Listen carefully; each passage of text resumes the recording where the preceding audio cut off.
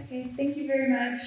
And thank you for hosting me here today. This is, I think, my fourth symposium I've contributed to. And I'm going to be talking about a new part of the Strong Heart Study called the Strong Heart Air Study, where thank you. Where we're going to be looking at blood pressure and air pollution in communities across North and South Dakota, Oklahoma, and Arizona. So we might all be familiar with heart disease and Native communities. In the past, the Strong Heart Study has looked at higher rates of heart disease in Native people, particularly hypertension, which is what we're interested in this study. And this data is actually from the Strong Heart Study. So we're going to be looking at how particulate matter and air pollution affects hypertension and high blood pressure in the Strong Heart Study. Of interest to us is small particulate matter, which comes from combustion, and something that sources come from a lot of burning, combustion, like we mentioned, burning trash earlier, burning fuel from cars and buses. Inside, it could come from cooking and candle burning, and then it can also come from things like dust, smoke, and pollen. So we're concerned about the smaller particles because they can penetrate really deep into your lungs and then get into your bloodstream. And so as these particles penetrate into your lungs and get into your bloodstream, it leads to more heart disease. So the Strong Heart Study, as we all know, is located in North and South Dakota, Oklahoma, and Arizona. And the goal of the Strong Heart Air Study is to document air pollution in these communities and blood pressure.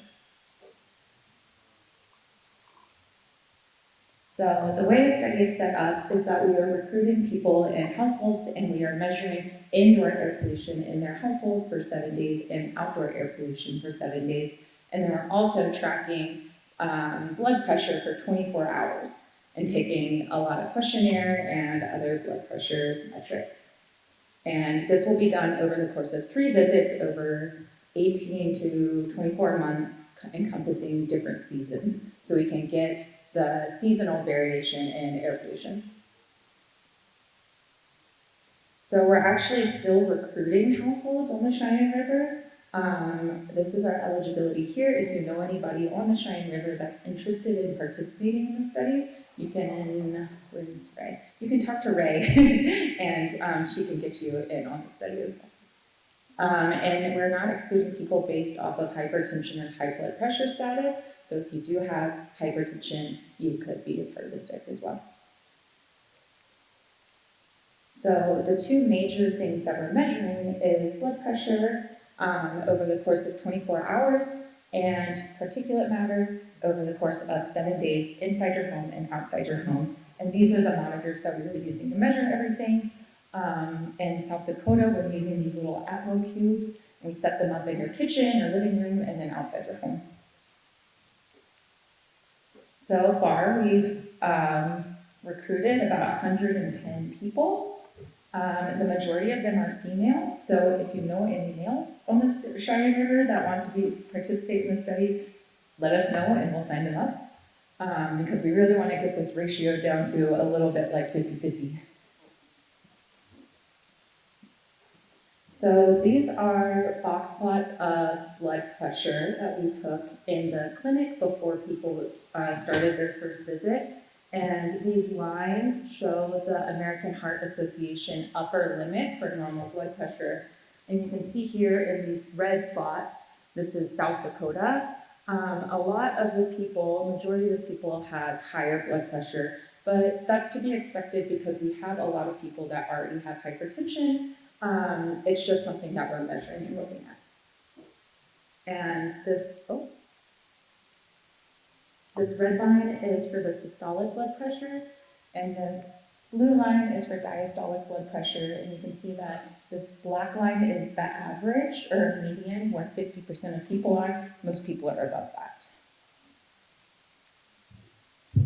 So also we're asking about people that are smoking, because smoking does have a big impact on blood pressure itself. And you can see that South Dakota here has about 50% prevalence of people that currently smoke commercial tobacco cigarettes, which is very high but very normal for this area, and something that will have a big impact on blood pressure as well. And about 50% of people in our study have high blood pressure already. So here we have our measurements for particulate matter or air pollution, and on the left is our indoor air pollution of inside people's homes, and on the right is our outdoor air pollution for outside people's homes. This line here is the EPA standard for the air pollution that we were measuring, and South Dakota is pretty comfortably below that for outdoors.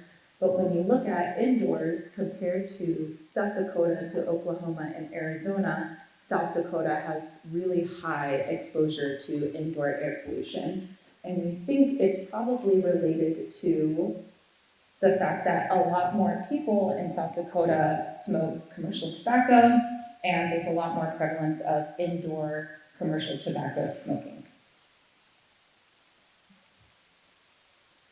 So next, we looked at the air pollution and the blood pressure together to see if air pollution had an impact on blood pressure.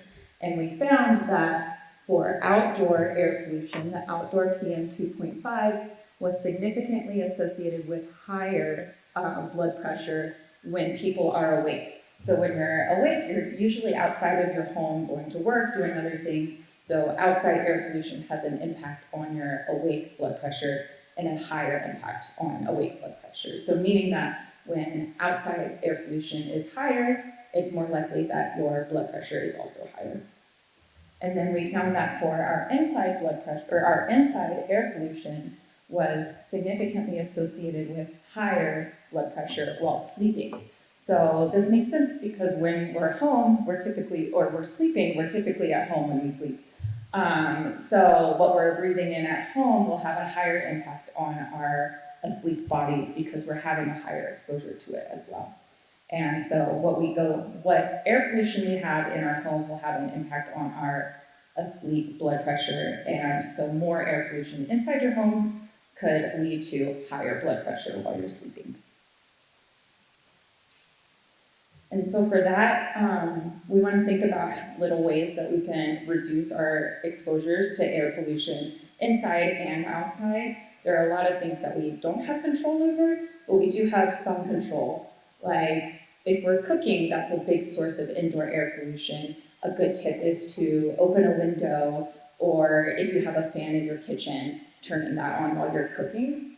Another thing is to limit any kind of smoking or vaping inside of your home. And if you're going to do it outside, do it away from a window or an air conditioning unit, somewhere where air could get into your house. And then other tips that we've talked about is to limit trash burning on your property. This is a big source of air pollution and could impact your health. And then finally, if there are wildfire events in the area, if you're sensitive or you have high blood pressure or asthma, use a mask while you're outside so you can limit exposure to that. I think that's all. I think I've made up some of our time. Thank you to everybody for participating in this study, particularly our Missouri Breaks team. We have Ray right there, and then especially Rebecca Whitebull and Mackenzie Circle Eagle, who are not here today, but a big part of the study. If you have any questions, I'm so sorry.